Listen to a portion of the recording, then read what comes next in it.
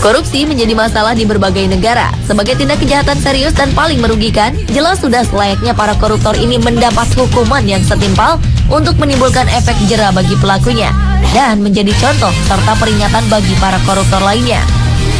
Untuk mengatasinya, masing-masing negara memiliki berbagai cara dan sanksi. Ada yang hukumannya cukup ringan, hanya beberapa tahun saja di penjara, seperti di Indonesia. Ada juga yang tidak segan untuk memberi hukuman mati bagi para pencuri uang negara seperti yang diberlakukan di Cina. Selain itu, ada pula berbagai hukuman lain yang dijatuhkan kepada koruptor. Berikut on the spot merangkumnya dalam 7 hukuman bagi para koruptor.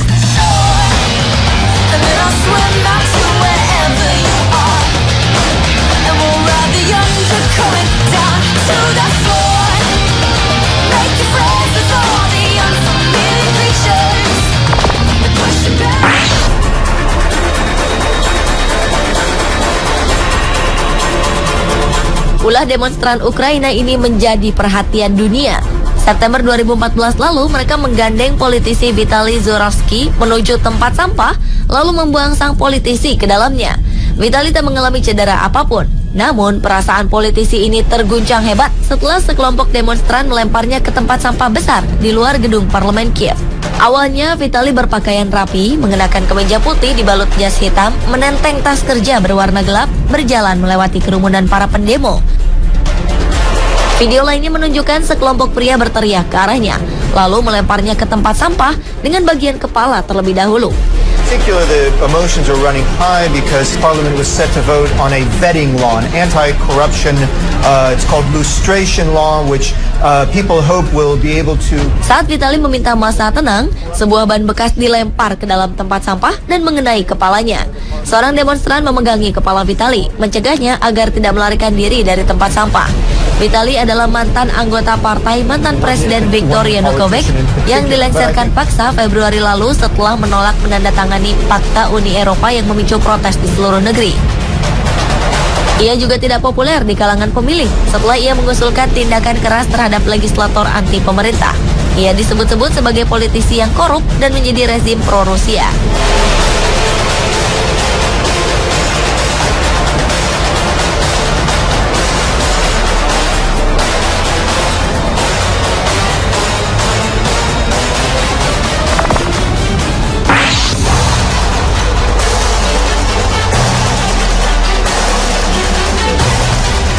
Paus Fransiskus mengeluarkan peringatan keras kepada para koruptor.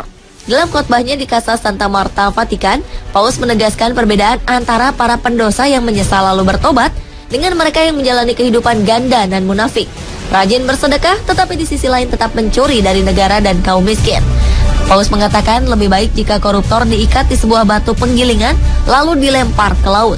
Ia juga menggambarkan para koruptor seperti batu nisan yang kelihatan putih bersih, tetapi di dalamnya penuh tulang belulang dan kebusukan.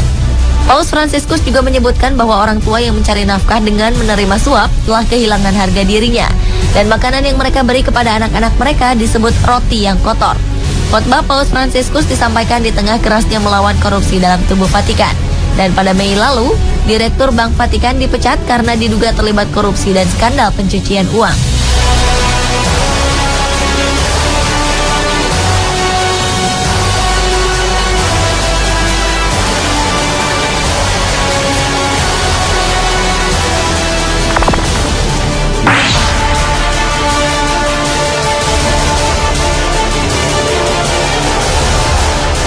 Lebih dari 900 orang termasuk para pejabat tinggi Malaysia yang dihukum karena kasus korupsi telah dicantumkan pada situs pemerintah. Para pelaku dipampang lengkap dengan foto-foto data pribadi dan sejarah kasus para pelaku. Database para pelaku korupsi dalam bahasa Melayu dan Inggris dipublikasikan di portal resmi Komisi Anti Korupsi Malaysia, MACC, untuk mengingatkan semua orang untuk tidak menerima atau memberi suap. Profil para pelaku korupsi dan suap ini mulai dibuat pada 1 Januari 2010 dan terus diperbaharui setiap 3 tahun sekali. Sebagian para pelaku korupsi tercatat sebagai politisi, pegawai negeri, pengusaha, wira swasta, ataupun anggota masyarakat biasa. Kronologis kasus setiap pelaku dicantumkan secara lengkap dan detail, termasuk besaran dana yang dikorupsi. Beberapa pelaku mengeluh bahwa database mereka yang disebarluaskan ke publik telah mempermalukan mereka. Namun pemerintah menegaskan bahwa masyarakat harus dididik akan seberapa seriusnya pelanggaran korupsi. Kira-kira seberapa panjang ya daftar pelaku korupsi di Indonesia jika dipampangkan seperti ini?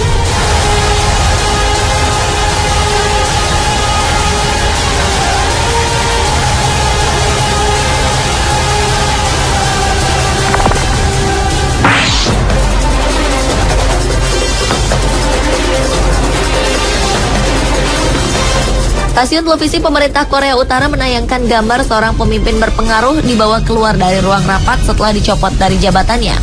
Jang Song-taek, paman dari pemimpin Kim Jong-un, dibawa oleh pengawal berseragam dari rapat. Kantor berita resmi Korea Utara menyebutkan Jang dicopot dari jabatannya karena melakukan tindakan kriminal termasuk korupsi. Langkah mempermalukan pejabat yang dipecat di depan umum baru kali ini terjadi di Korea Utara. Berita tentang pencopotan Jang ini pertama kali dilansir oleh media Korea Selatan.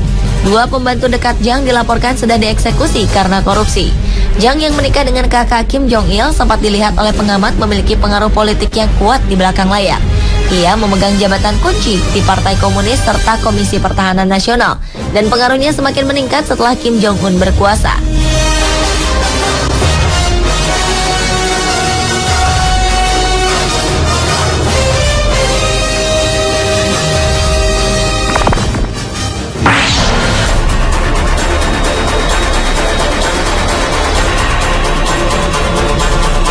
Keberhasilan Hong Kong dalam memberantas korupsi merupakan salah satu faktor pendukung pesatnya perkembangan perekonomian di negeri ini. Pada tahun 1960-an, negara ini termasuk negara paling korup dan terparah di dunia. Saking parahnya, seorang supir ambulans tidak akan mengantar pasien sebelum mendapatkan uang tip. 1973, negara ini mengambil langkah berani. Tanpa kecuali, seluruh polisi, hakim, dan jaksa dipecat, kemudian membentuk Komisi Pemberantasan Korupsi yang dinamakan Independent Commission Against Corruption. Sejak awal terbentuk, lembaga ICAC tidak pernah pandang bulu dalam memberantas korupsi, baik kasus korupsi besar maupun kecil. Selain menerapkan hukuman mati bagi para koruptor, pemerintah juga menciptakan efek malu dengan menangkap koruptor di muka umum. Wow, apakah bangsa kita perlu melakukan hal yang sama untuk bisa benar-benar bersih dari korupsi?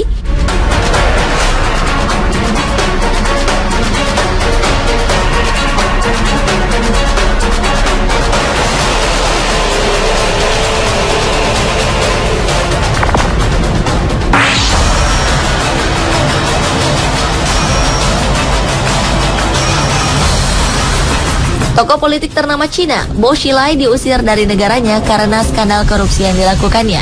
Mantan pemimpin Partai Komunis ini dianggap telah mempermalukan seluruh negara dengan tindakannya.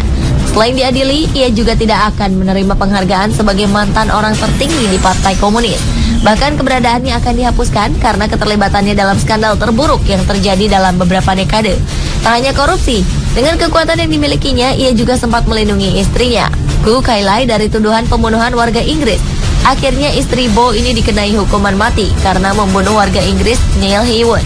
Pengusaha asal Inggris ini ditemukan tewas pada November lalu di Chongqing, kota yang dipimpin oleh Bo. Kasus ini terungkap lewat salah satu pegawai Bo yang membeberkan semuanya.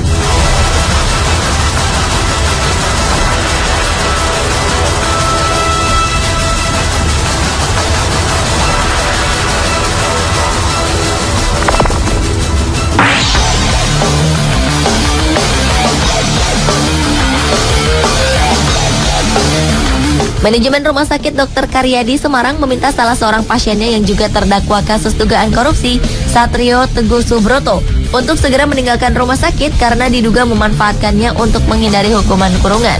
Pejabat rumah sakit mengatakan bahwa Satrio telah dinyatakan sehat oleh dokter dan harus segera meninggalkan rumah sakit. Awalnya, terdakwa kasus dugaan korupsi proyek pengadaan taman di Jalan Ade Sucipto, Solo ini harus menjalani operasi. Setelahnya, kondisinya semakin membaik hingga ia dinyatakan sudah bisa pulang. Anehnya, Satrio selalu menolak dan tidak bersedia kembali ke tahanan. Pihak rumah sakit akhirnya memberi waktu 3 hari untuk ia menyiapkan kepulangannya dari rumah sakit. Jika tak kunjung keluar, maka pihak rumah sakit akan mematikan seluruh fasilitas di rumah sakit, termasuk listrik.